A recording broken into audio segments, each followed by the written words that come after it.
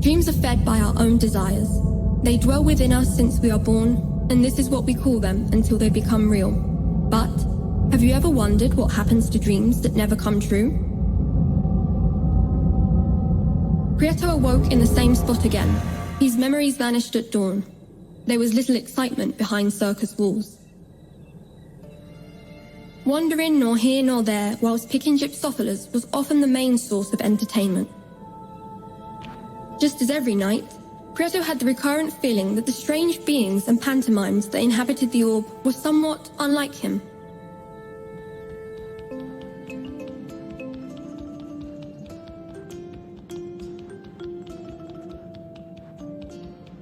Clowns are said to hide sadness behind their disguise. Strength to put on a smile had abandoned this one clown. Fears of being branded as ridiculous drove him to desperately seek approval. In the end, his possessive little puppet took control of his movements with the strings that held them together. Prieto was insecure and shy and had never really found the courage to mingle with the others, but surely just around the corner that was all going to change. Looking at the clown, Prieto came to realize that there was something he wanted to say, but the puppet wouldn't let him. What if he just cut the strings?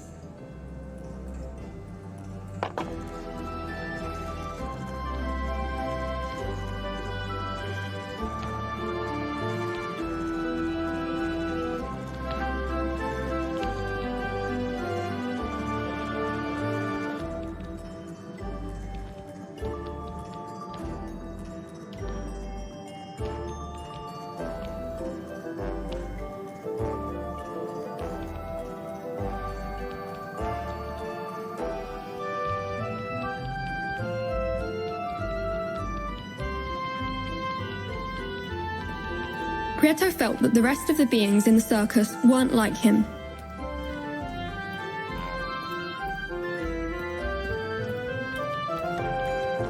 The strange beings in the circus would do the same thing night after night, like clockwork.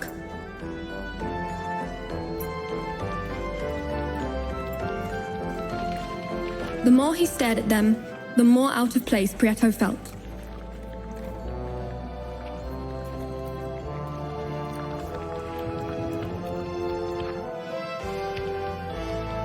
While Prieto pondered over how to free the clown, he encountered greasy, obese Grand Mac, who, as he usually did, was milking his poor skinny cow.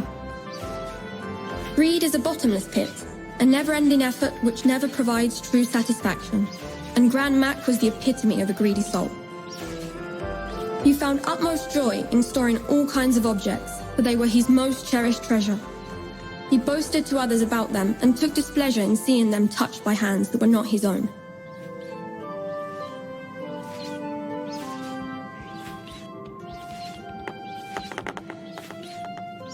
You there?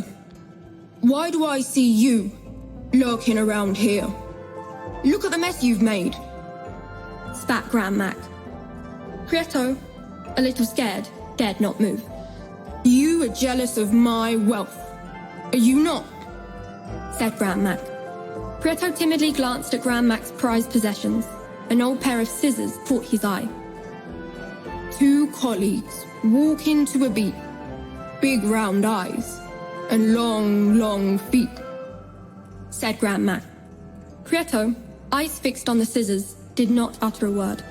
In view of this, Grand Mac said, Are you dumb, or you just cannot talk?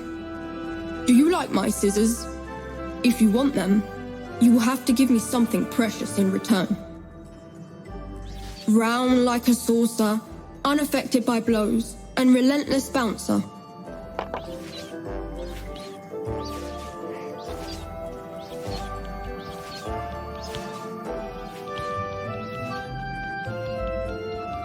Prieto felt that the rest of the beings in the circus weren't like him.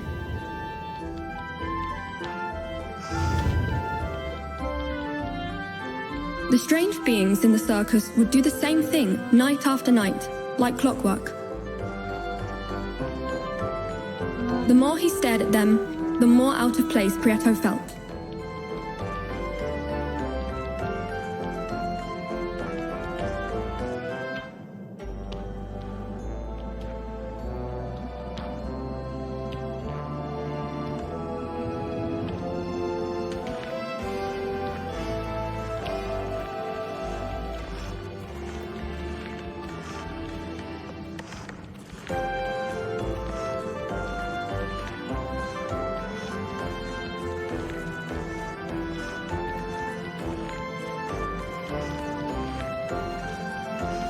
Even if the thought of giving one of his precious possessions away did not come easy to Grand Mac, the sublime spherical perfection of Prieto's finding impressed him.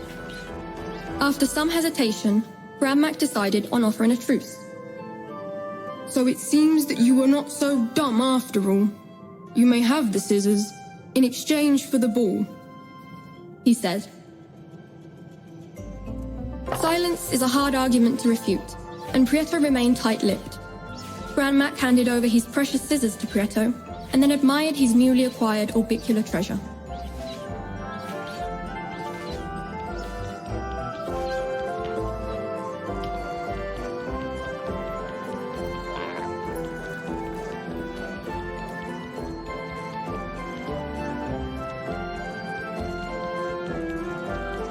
Prieto returned to the clown's house. Again, he had the feeling that the clown wished to share something important, but the puppet wouldn't let him.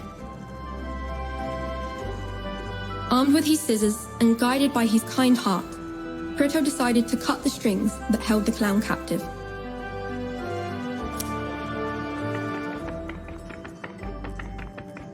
When he did, an enraged puppet stormed out of the circus walls, huffing in anger and leaving the door open while shouting, "Do not call it quits!" Unshackled from the puppet strings, the clown broke his silence and warily said to Prieto, "Once, a long time ago, I was just like you. I too was full of hope. But, over time, I became infected with laziness and neglect, and soon ended up trapped in my own misery. I wholeheartedly appreciate what you've done. I fear it is too late for me, but you still have time to leave this place.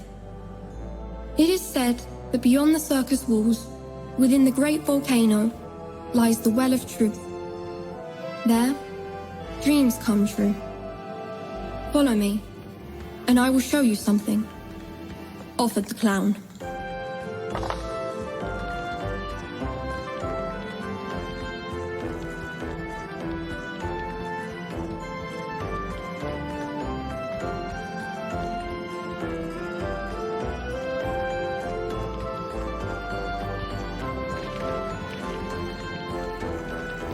Prieto felt that the rest of the beings in the circus weren't like him.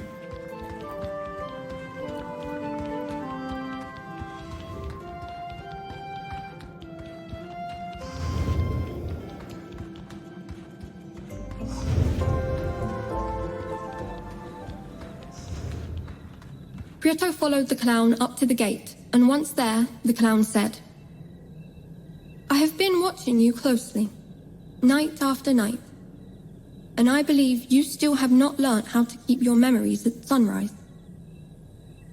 Do you see that circular stone on the floor? It is a memory stone. There are many of them spread out throughout the orb. If you place yourself on top of one at dawn, time will begin to accelerate. Try it for yourself, and you will slowly see that when the sun rises, you will no longer feel lethargic, nor will your memory fail you."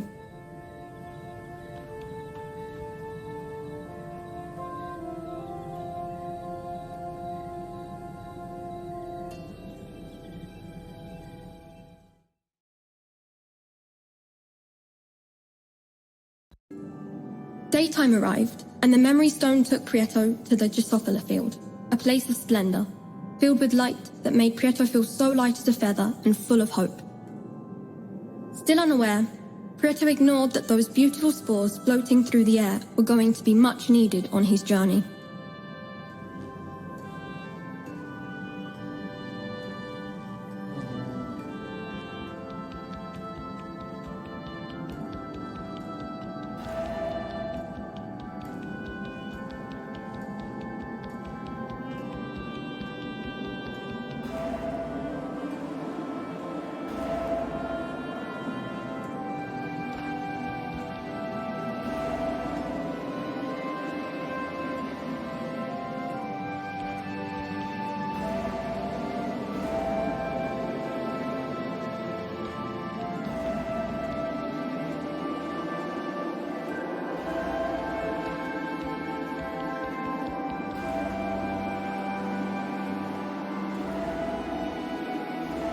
While Prieto busied himself with picking spores, night fell.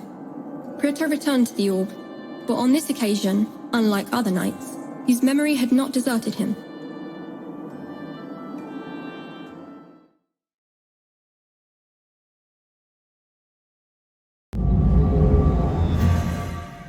The clown stood next to the memory stone and, determined to help Prieto, remarked, "I see you have not been idle in the Drosophila field. You have handpicked quite a few spores. Do you remember the bright flowers that grow on the circus walls? They are called Drosophilas. These flowers give you hope and make you be seen. If you cease to pick these flowers for a while, you will become invisible and will vanish into thin air until night falls again.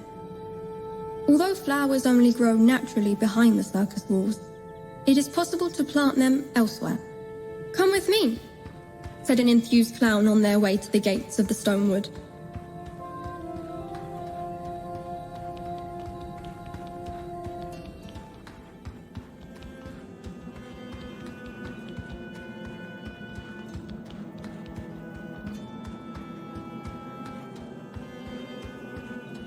An intrigued Prieto kept track of the clown.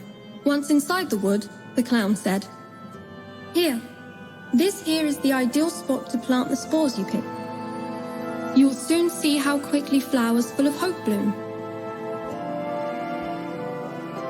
Prieto, the clown, full of excitement as he had once been before, said to Prieto, "If you so desire to explore the orb, you ought to learn how to administer the spores correctly.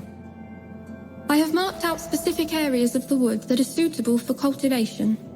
If you plant seeds in these areas, you should be able to visit the flank.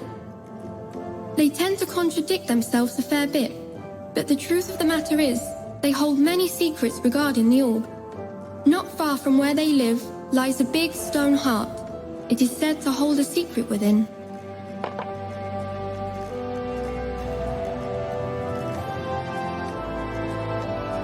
Prieto entered the stone wood guided by the glimmering spots the clown had marked out to plant Drosophilas.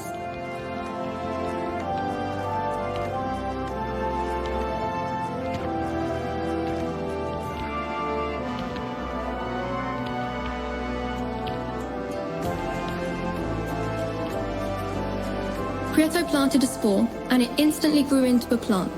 When he picked it from the ground, he noticed a renewed sense of hope from within, which spurred him onwards.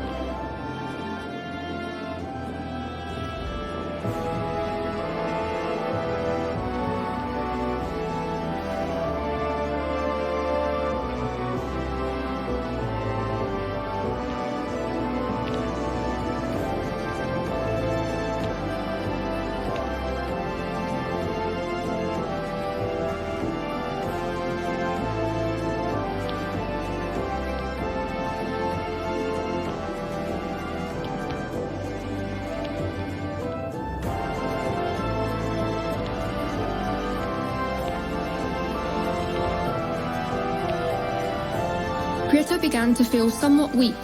It was clear that he was in need of the magical Drosophila in order to remain visible.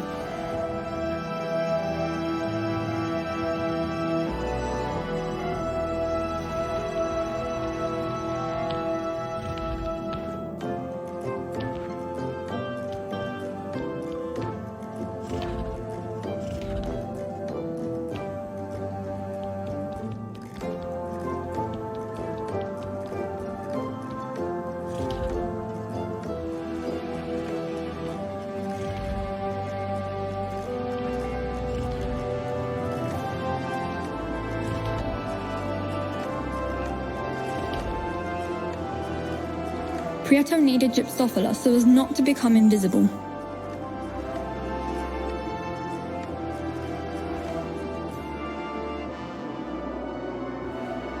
Prieto became invisible.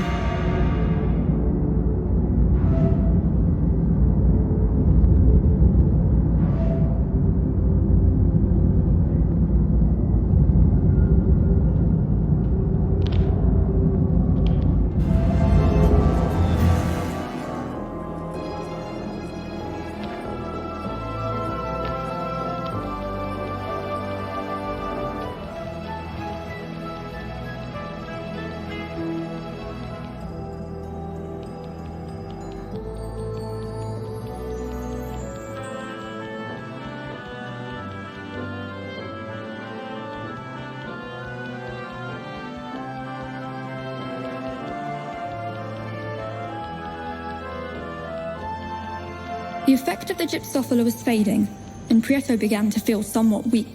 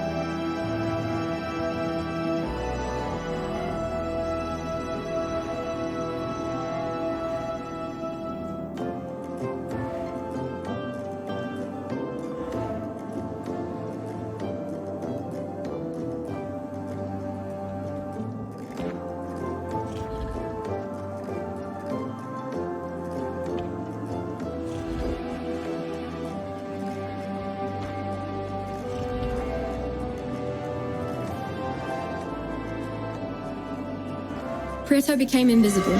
He needed Gypsophila so as not to disappear completely.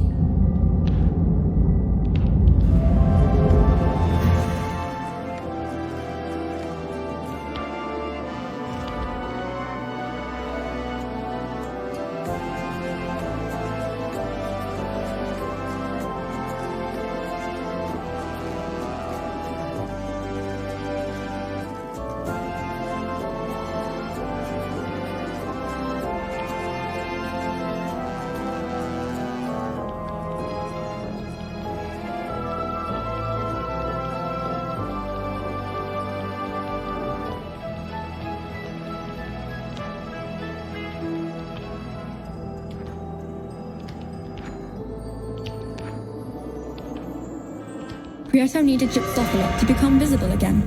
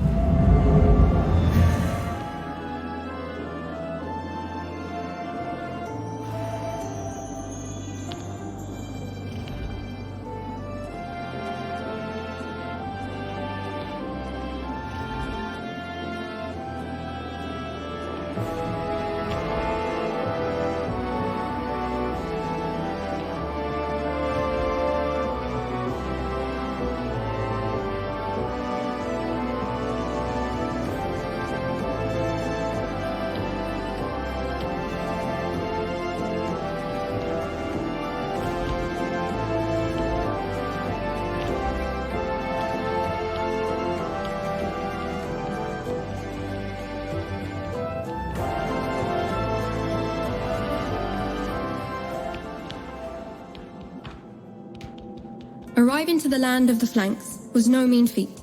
However, Prieto stuck to the task and managed to find their house. Prieto approached the flanks, who showed no sign of surprise at his presence. "The face is a mirror of the soul," said one. "Looks can be deceiving," added the other. Prieto stood totally still and wondered whether or not the flanks were talking about him. "The confusion is crystal clear," affirmed the mouthless Flank. He must be the clown's friend, said the smirking Flank straight away. The hardest thing about having many friends is to know which ones you can call true, added the mouthless Flank. I wonder what he's after, one Flank said. Curiosity killed the cat, said the other. But cats have 7 lives, you know, added the first. Maybe it's love he seeks, said one of the Flanks. Eternal love lasts only so long, added another. I love you not, you love me. I love you not, you love me. I love you not, you love me. I love you not, you love me. I love you not, you love me. I love you not, you love me.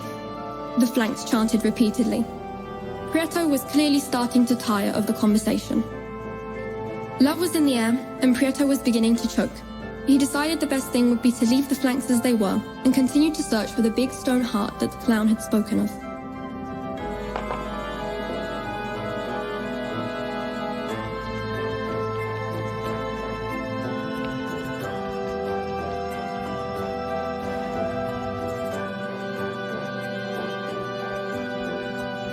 A big flower, some tiles, and a huge stone heart. Prieto thought that if they did hide a secret, the Flanks had not been of much service to him. Or perhaps they had.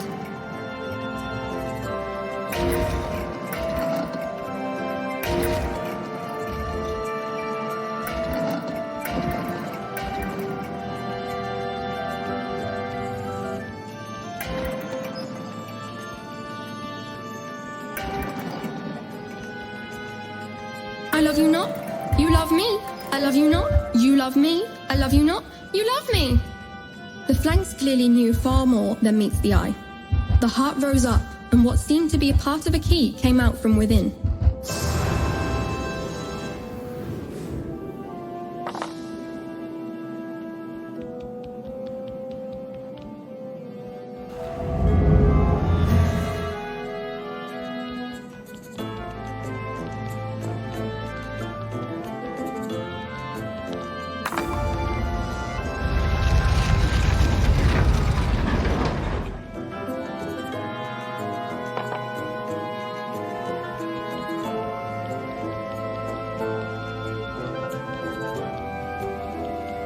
Prieto left the stone wood as dawn was fast approaching.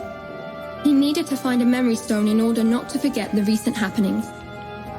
Luckily enough, the clown had marked out a route for him using farmland as reference.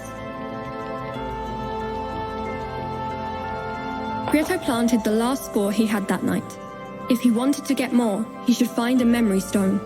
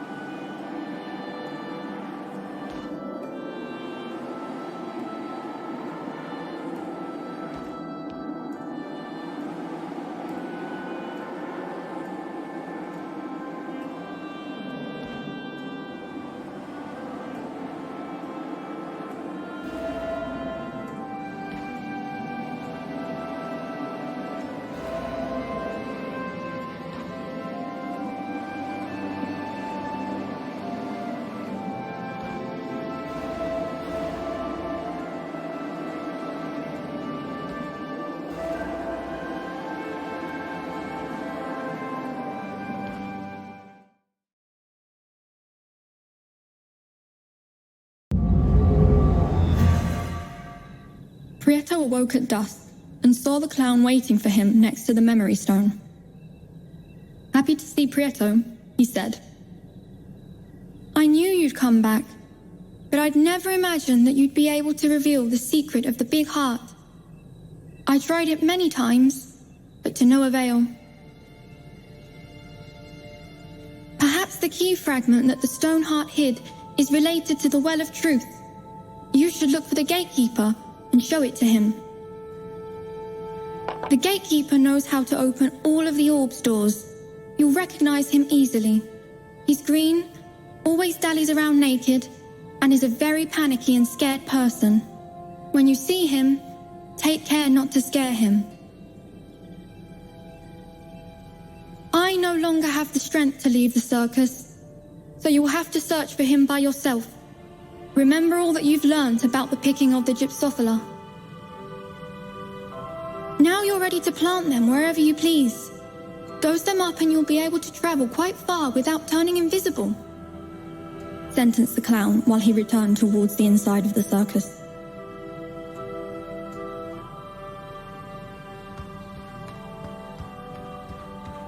Prieto listened to the clown and parted in search of the gatekeeper.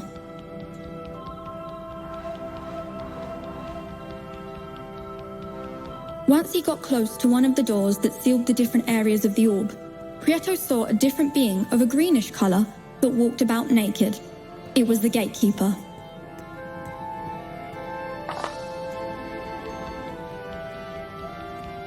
Prieto rapidly chased after the gatekeeper, but he, who was quite the scaredy cat, ran away hurriedly after seeing someone getting close to him so fast.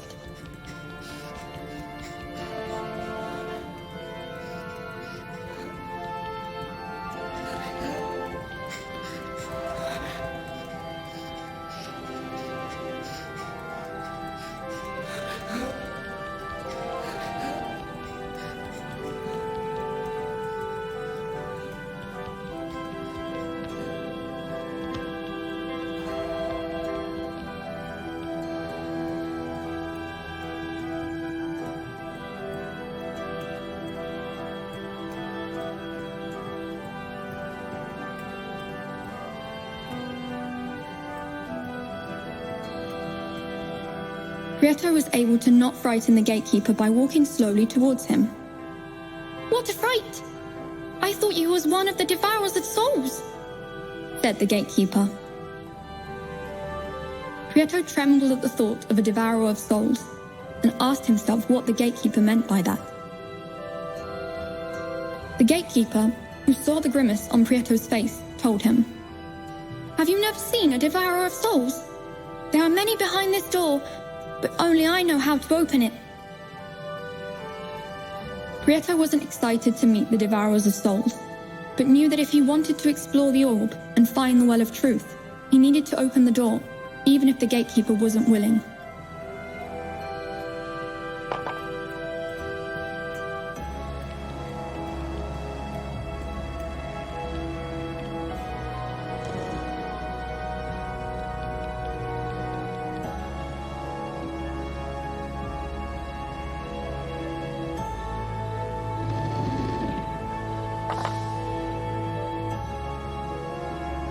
Even though the gatekeeper didn't offer his help to Prieto, he was able to open the door. The gatekeeper, amazed, said, "Are you out of your mind? Do you know what you've just done? Behind that door there are tons of those devourers of souls that protect the fragments of the key to the Well of Truth."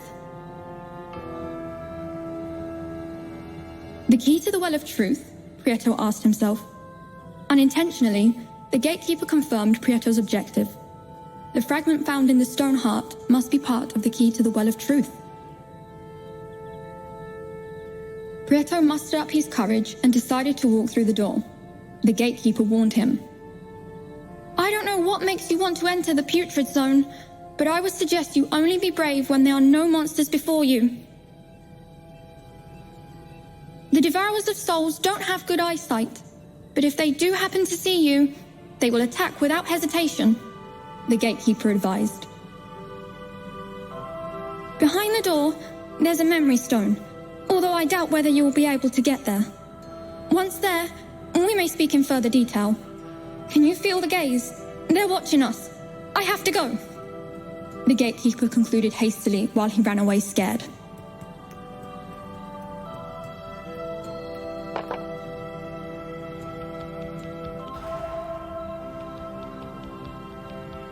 Just as the gatekeeper had foreseen, Prieto bumped into a horrific devourer of souls. He felt frightened to the core.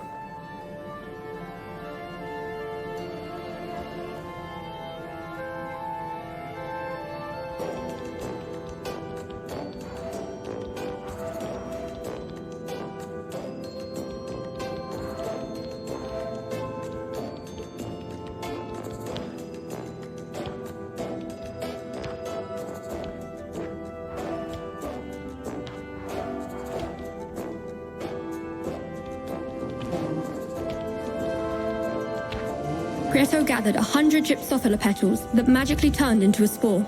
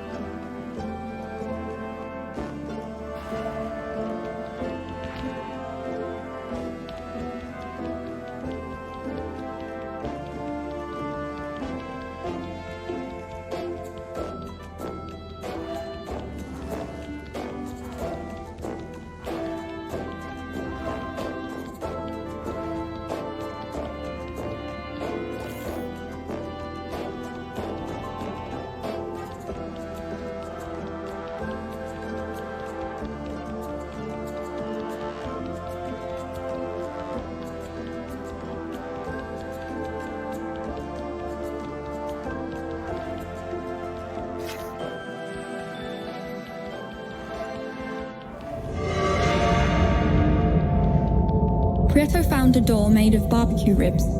On the floor were 4 buttons. Would the gatekeeper be waiting behind it? First, he would need to figure out how to go through it.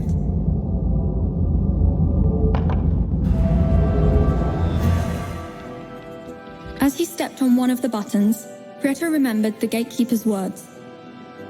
"If you wish to cross, use the meatballs wisely."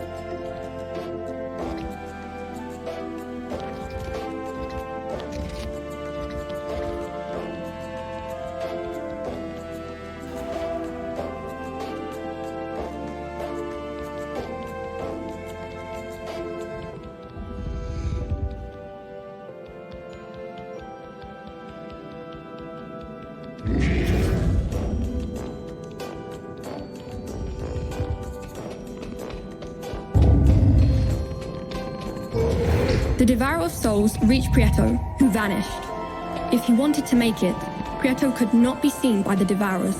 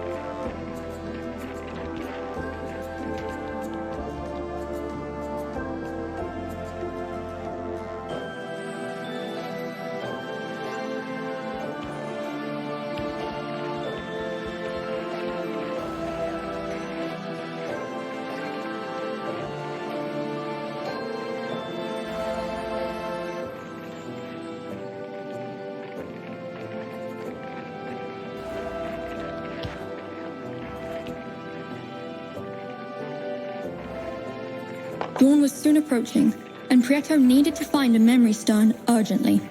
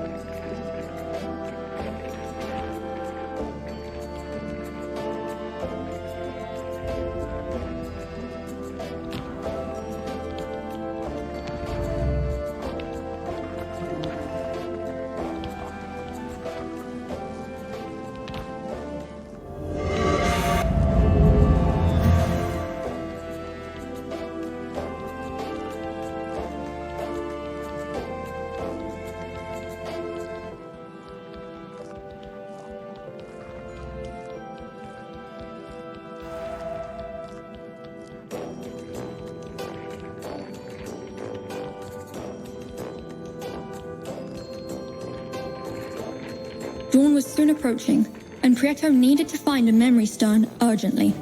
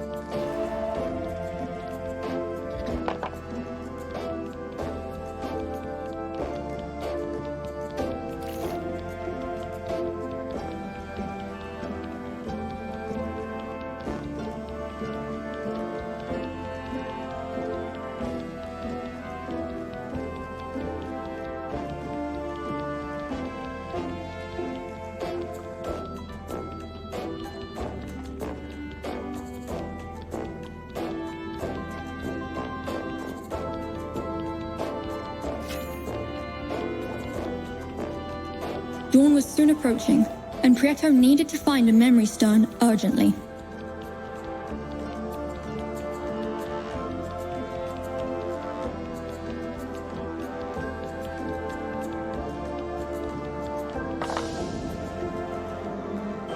Dawn was very close. Prieto stepped on a memory stone and immediately was transferred to the Gypsophila field.